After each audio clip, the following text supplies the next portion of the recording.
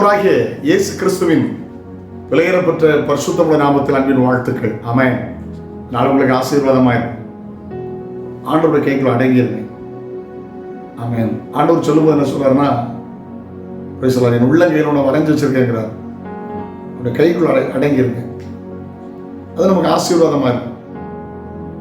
கைக்குள் அடங்கியிருப்பது என்றால் அவர் என்ன சொல்லுகிறாரோ, என்ன விரும்புகிறாரோ அதன்படிலாம் கீழ்ப்படிந்து நம்ம இஷ்டம் செய்யாம அவருடைய திட்டத்துக்குள் அடங்கியிருக்கணும். மனுஷனுக்குள்ள இருப்பதை அறிந்திருக்கிற அப்படின்னா மனுஷனை குறித்து ஒருவருக்கு சொல்லிக் கொடுக்கணும் அவசியம் இல்லை. நம்ம பத்தி எல்லாம் அவருக்கு தெரியும். அதனால் அடங்கி இருக்கும். ஏற்ற காலத்துல 1 பேதுரு 5:6 வாசிக்க கேட்கலாம்.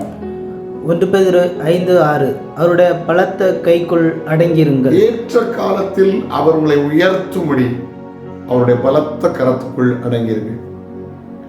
ஒரு குறிப்பிட்ட மலை பிரதேசத்தில் கடலை சார்ந்து கடலை ஒட்டி இருக்கிற ஒரு மலை பிரதேசம், ஒரு பெரிய மரத்தை வெட்டினார்கள். பெரிய மரம், நல்ல உயரமான அழகான மரம், பண்பாட்டுக்கென்று வெட்டப்பட்டது. ரொம்ப சிரமம். அதை எடுத்து அந்த மலைப்பகுதியிலிருந்து கீழே கொண்டு வந்து லோட் பண்றது கஷ்டம். அதனால ஒரு ஐடியா பண்ணாங்க. பக்கத்தில் ஒரு பெரிய ஆறு, இந்த கடல்ல போய் சேர்ற ஒரு பெரிய ஆறு, அதில் வெட்டி விட்டுட்டா நம்ம குறிப்பிட்ட ஏரியாவில் கொடுத்து மில்லு கொண்டு வந்துடலான்னு பிளான் பண்ணாங்க. நல்ல ஐடியா தான். பைபிளில் கூட பாஸ்திருக்கோம், நெகேமியா காலங்களில் அப்படி நடந்ததாக பைபிள் எழுதியிருக்கிறது. பெரிய மரத்தை வெட்டி, பெரிய மரம், உயரமான எத்தனை பேர் சேர்ந்து பிடிக்க முடியாத பெரிய மரம் வெட்டி வீழ்த்தினார்கள். யதார்த்தமா தண்ணீர் வேகம் அதிகமானதுனாலே குறிப்பிட்ட ஏரியாவில் அவங்களால பிடிக்க முடியவில்லை. அது கடல்ல போய் விழுந்து விட்டது. கடல்ல போய் விழுந்த போது அதை அகற்றுகிறதற்கு முன்பாக ஒரு சம்பவம் நடந்து விட்டது. தண்ணி ஊறி ஊறி ஊறி ஊறி ஊறி பெரிய மரம் அல்லவா இடையராக இருந்தது. ஒரு முறை அந்த வழியாக வந்த கப்பல் போக முடியாமல் அதுக்கு இண்டிகேட்டர் வருது, ஒரு ஆபத்து இருக்குது, ஸ்லோ பண்ணுங்க. இவங்க கப்பலை ஸ்லோ பண்ணி மாலுமி மேல் தட்டில் போய் பார்த்து பைனாக்குலர் வச்சு பார்த்தபோது அந்த மரம் மாத்திரம் இருந்தது. அதுக்கு ஒரு பாடு பெரிய ஆபத்து இல்லைன்னு சொல்லி கப்பலை வேகமாகி செலுத்தி போனார்கள். அது ஆசீர்வாத குறைவாய், பயனற்றதாய், மற்றவங்களுக்கு இடையூறுகிறதாய் மாறிவிட்டது.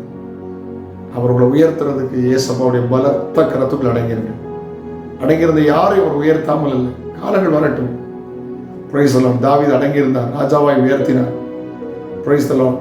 அடங்கியிருந்த எல்லாரையும் அவர் உயர்த்தி இருக்கிறார். யார் யார் அவசரப்படாமல் தேவ திட்டத்திற்கென்று, தேவ சித்தத்துக்கென்று அர்ப்பணித்து அடங்கியிருக்கிறார்களோ காலங்கள் வரும், அவர் உயர்த்துவார். ஆமென்.